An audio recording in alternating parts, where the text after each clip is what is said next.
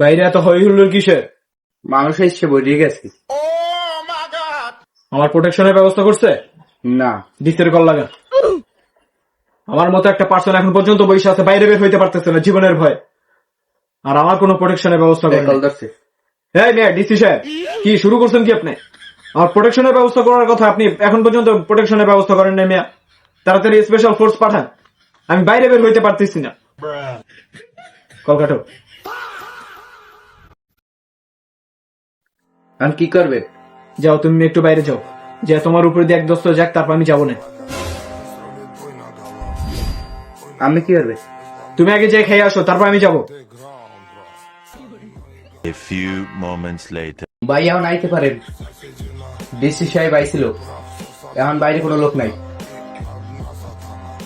ভাই ভাই আমার পাঞ্জাবিটা দেবেন কোনে? ঈদের পরে এসো।